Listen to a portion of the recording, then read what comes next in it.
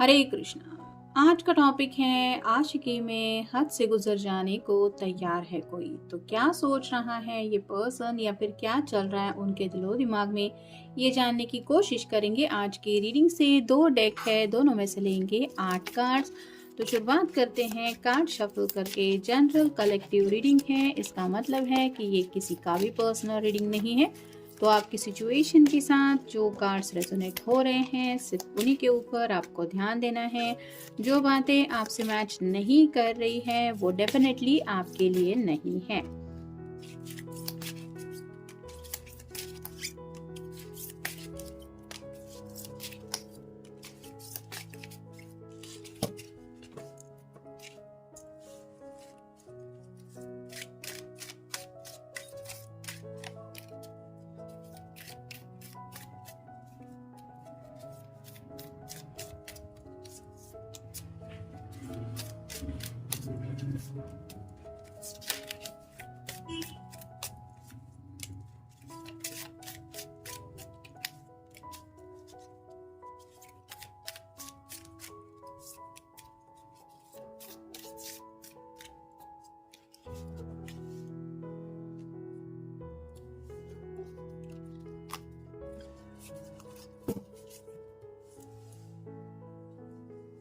कुछ लोग दिमाग से इतना पैदल होते हैं कि रीडिंग स्टार्ट होने से पहले ही बताया जाता है कि किसी का भी पर्सनल रीडिंग नहीं है, फिर भी कमेंट करते रहते हैं। जैसे अभी कुछ दिनों पहले ही किसी का एक पता नहीं कौन दादी जी थी या कौन था, उनकी कमेंट थी कि थर्ड पार्टी सिचुएशन को लेके आप जानबूझ के दूसरों के दिमाग में कुछ बातें डाल रहे हैं, ये है वो है। भाई अगर आपको पता है, अगर आपके पर्सन थर्ड पार्टी कनेक्शन में नहीं है, आपको पूरा यकीन है, आप उनके ऊपर ट्रस्ट करते हैं, तो आपके लिए वो कार्ड नहीं है।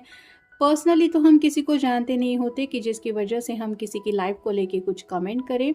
और वैसे भी अगर जैसे 4 ऑफ वांड्स का कार्ड आया, मान लीजिए जैसे शादी का कार्ड है, जो ऑलरेडी शादीशुदा है, जिनके ऑलरेडी बच्चे हैं, उनको अगर ये कार्ड आता है कि आपकी बहुत जल्द शादी होने वाली है या फिर कोई आपको प्रपोज करने वाला है, तो हाउ इज़ इट पॉसिबल, ये सोचने वाली बात होती है। तो ऐसे ही लोग सोच समझ के बिल्कुल भी कई बार कमेंट्स नहीं करते, लेकिन ये उनके दिमाग की हालत होती है, ये हमें समझ के लेना पड़ता है, जिस वजह से कई बार ऐसे ही कमेंट्स डायरेक्टली फिल्टर में ही जाती हैं और वो ब्लॉक भी हो जाते हैं। एनीवेज, कहने का सिर्फ मतलब यही था कि पर्सनल रीडिंग नहीं होता, इसका मतलब हम सिर्फ कार्ड्स क्या बता रहे हैं, वो एनर्जी बताते हैं। अगर आपके साथ कार्ड्स मैच हो रहे हैं, एनर्जी मैच हो रही है, तो कार्ड्स की तरफ फोकस कीजिए। नहीं हो रहा तो इग्नोर करके कोई और रीडिंग भी देख सकते हैं। ज़बरदस्ती नहीं है कि आप अपने साथ सब कार्ड एडजस्ट करने की कोशिश करें। एनीवे, स्टार्ट करते हैं आज का रीडिंग। पहला ही कार्ड बना है द स्टार, एक्वेरियस का कार्ड है, यानी कि कुंभ राशि। यहाँ पे आप देख सकते हैं ये कुछ विश मांग रही है यूनिवर्स से। तो जैसा कि हमारा टॉपिक है कि आशिकी में हद से आगे बढ़ने को तैयार है कोई, तो यहाँ पे ये पर्सन थोड़ा सा फिजिकली इस रिश्ते में आगे बढ़ना चाहते हैं, यानी कि आपके ऊपर तो ये पर्सन ऑलरेडी फिदा है, आपको लेके काफ़ी कुछ सोचते भी रहते हैं, लेकिन यूनिवर्स से ये मैनिफेस्टेशन कर रहे हैं कि उनकी ये विश पूरी हो जाए कि आप दोनों एक दूसरे से इस तरह से कनेक्ट हो। यहाँ पे आपको हमेशा के लिए पाने की चाहत भी इनके दिलो दिमाग में है। फिर है page of cups, water sign, Cancer, Scorpio या फिर पाइसिस। यहाँ पे आप देख सकते हैं बड़ी बड़ी लहरें पीछे की तरफ दिखाई दे रही है और ये पर्सन कंफ्यूज है कि इन लहरों का सामना कैसे करे। वह इससे ही इस पर्सन के दिलो दिमाग में प्यार को लेके काफ़ी ज़्यादा तूफान सा मचल रहा है, जिस वजह से उनको ऐसा लगता है कि इस तूफान से अगर उनको कोई बचा सकता है तो वो है सिर्फ आप। फिर है द सन, ये तो टैरो का सबसे बेस्ट कार्ड माना जाता है, लेकिन ये कार्ड रिवर्स आया है, जिसका मतलब है कि इनको ऐसा लगता है कि इनोसेंटली इस रिश्ते में आप दोनों ने काफ़ी ज़्यादा एक दूसरे से शायद कम्युनिकेशन किया है, मतलब हाय हेलो से लेके कई सारी बातें शेयर की है। लेकिन इससे भी आगे जो नेक्स्ट फेज होता है, यानी कि दोनों के बीच में एज अ कपल जो भी बातें होती हैं, उनमें कहीं ना कहीं ये पर्सन ज़्यादा दिलचस्पी रखते हैं, जिस वजह से ये इस तरह से आगे बढ़ने के बारे में सोच रहे हैं। फिर है 3 of swords, air sign, Gemini, Libra या फिर एक्वेरियस।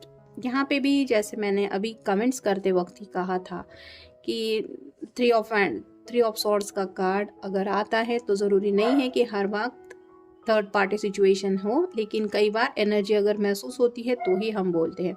तो यहाँ पे शायद इस पर्सन को पास में ऐसे कुछ एक्सपीरियंस मिले हैं, इनका दिल वगैरह किसी ने तोड़ा हुआ हो सकता है, वन साइडेड लव भी हो सकता है, किसी के ऊपर क्रश भी हुआ हो सकता है और उस पर्सन ने इनको रिजेक्ट किया था, जिस वजह से अब ये नहीं चाहते कि इस बार भी इनके दिल को ऐसी कोई चोट पहुंचे, यानी कि अब ये अपनी तरफ से डीलेज नहीं करना चाहते। फिर है द हैंगमैन। ये कार्ड रिवर्स होता है तो आपको पता ही है कि स्टक फील होता है इंसान को, और ये कार्ड रिवर्स आया है जिसका मतलब है कि इन्होंने आगे बढ़ने का शायद कोई रास्ता ढूंढ निकाला है, जिस वजह से आप कह सकते हैं एक पैर तो इसका इस रास्ते से निकल गया है और ये दूसरा पैर भी बहुत जल्द निकल पाएगा। तो वैसे ही प्रॉब्लम का इन्होंने कोई सोल्यूशन ढूंढ निकालना है, और जैसे कि हमारे दिल की ख्वाहिशें अगर पूरी करनी है तो हमें ही ज़िंदगी में आगे बढ़ना होता है।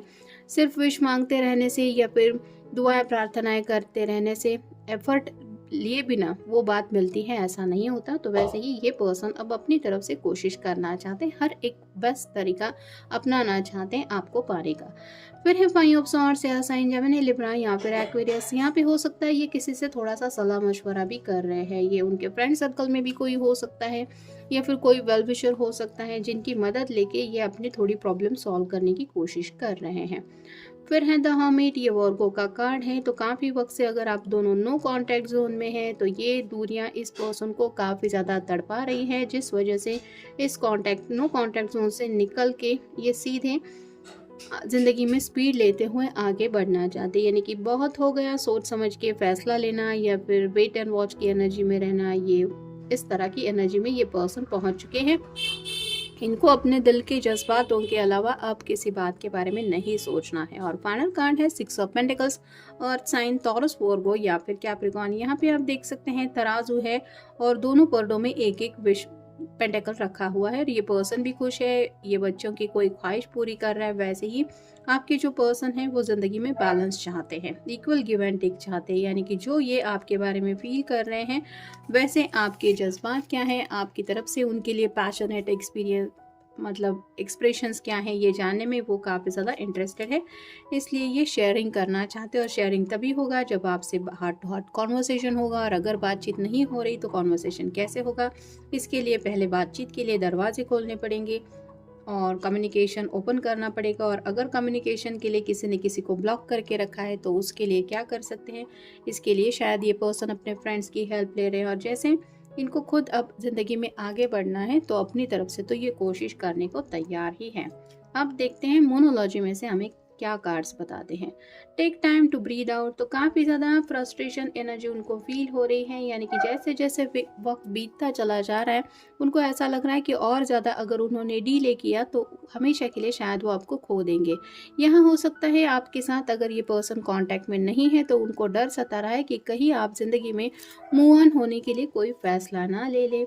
फिर है इमोशंस आर रनिंग हाई, जैसा कि मैंने कहा पेज ऑफ कप्स के बिल्कुल ऊपर ये कार्ड आया है। तो अपने ही इमोशंस की वजह से काफ़ी ज़्यादा एंग्जाइटी या फिर रेस्टलेसनेस इस पर्सन को फील हो रहा है, बहुत ही ज़्यादा इमोशनल होकर आपके बारे में सोच रहे हैं कि बस अब मुझे अपने पर्सन को पाना है हमेशा के लिए और मैं कुछ नहीं चाहता या कुछ नहीं चाहती।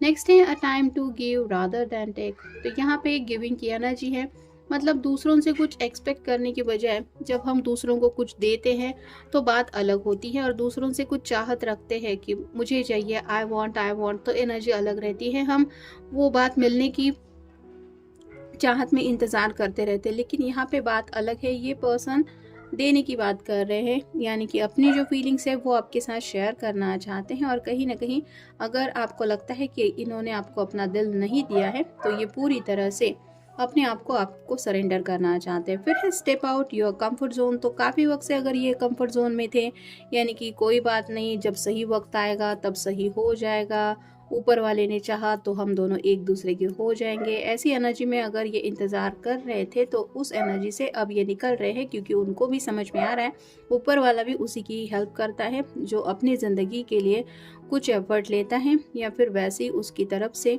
कुछ कोशिशें रहती हैं।